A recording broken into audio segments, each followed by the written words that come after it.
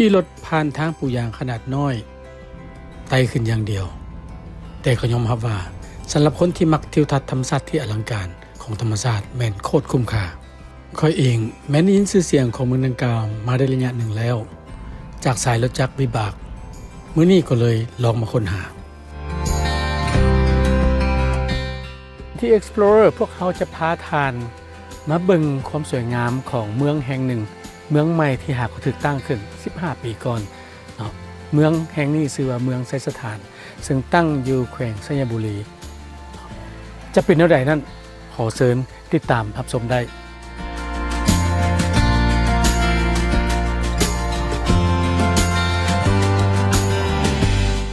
ไซสถานเมืองน้อยๆและมีวิถีชีวิตที่เรียบง่ายซึ่งปัจจุบันได้เริ่มมีนักท่องเที่ยวสายแคมป์จำนวนหนึ่งขึ้นมาตั้งแคมป์ในท้ายอาทิตย์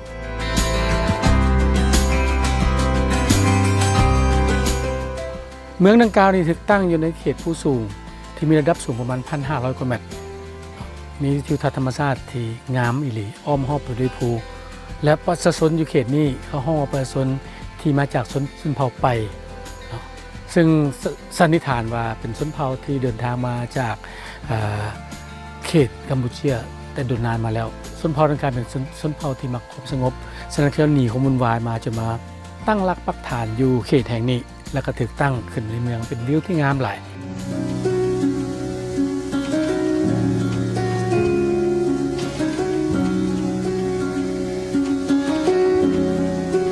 เมืองดังกล่าวนี้ยังมีซานี่เป็นผลปลูกที่ว่าชาวบ้านเขาเจ้าได้บริโภคมาแต่ดุลแล้วเขาจะฮ้องว่าใบเมี่ยงเนาะซึ่งประชาชนเขตนี้เขาจะใส่อมใส่เกลือใส่อย่างแล้วแต่ความต้องการของเขาเจ้าซึ่งปัจจุบันนี้ก็กลายมาเป็นต้นซาที่มันสามารถเอามาปรุงแต่งเป็นซาซึ่งส่งออกได้บ่น้อย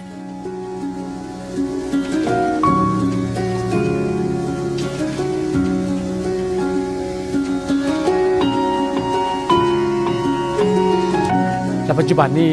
อยู่เมืองดังกล่าวนี้ก็เริ่มในการปลูกกาแฟแน่นอนมันเป็นบอนที่ปลูกกาแฟที่มีคุณภาพสูงที่สุดเนื่องจากความสูงและดินดำน้ำสูงอยู่เขตดังกล่าวนี้บ้านพักก็ยังเป็นแบบปฐมประทานในมื้อที่พวกเขาไปมีเพียงห้านเฟอห้านเดียวที่เปิดแต่รสชาติใช้ได้เลยล่ะ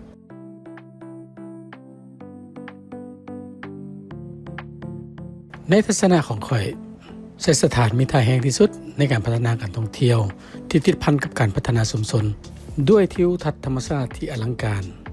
ตั้งอยู่ความสูงประมาณ 1,500 กว่าเมตรภูเขาที่ใหญ่สุดสายตาแถมยังเป็นจุดใจกลางระหว่างสัญบุรีตัดหาหงสาเว้ารวมแล้วมันตั้งอยู่จุดศูนย์กลางระหว่างสัญบุรีถึงหงสาซึ่งก็หมายความว่าสัญบุรี60 กิโลเมตรและจากไซสถานไปหงสาเพียงแต่62 กิโลเมตรเสียดายอย่างเดียวเส้นทางแม่นยังกันดารหลาย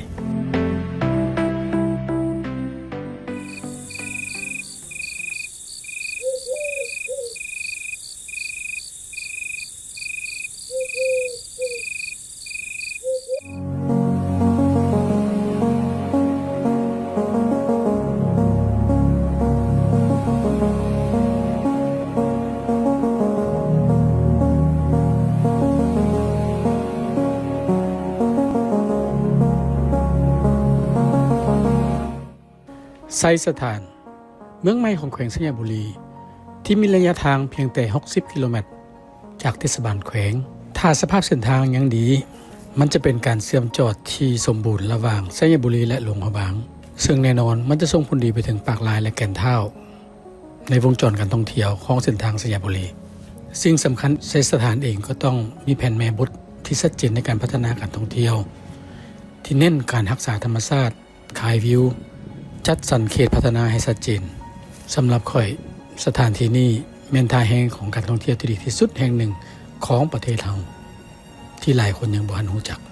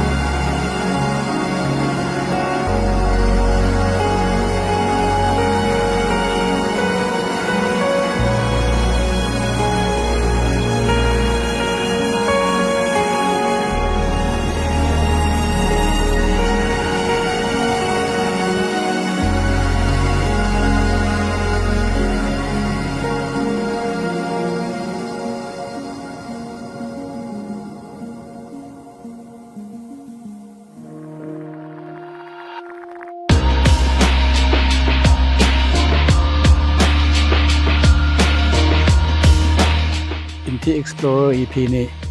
เฮาปิดกันอยู่ที่ไซสถานเมืองที่หลายคนอาจจะบ่ทันฮู้แต่ว่าเป็นเมืองที่มีเสน่ห์เลยสำหรับสายที่มักแคมปิ้งสายที่มักมาล่าทะเลหมอกอยู่นี่บ่ผิดหวังแน่นอนเนาะอากาศปัจจุบันนี้อากาศเย็นอากาศสบายวิวโคตรงามเลย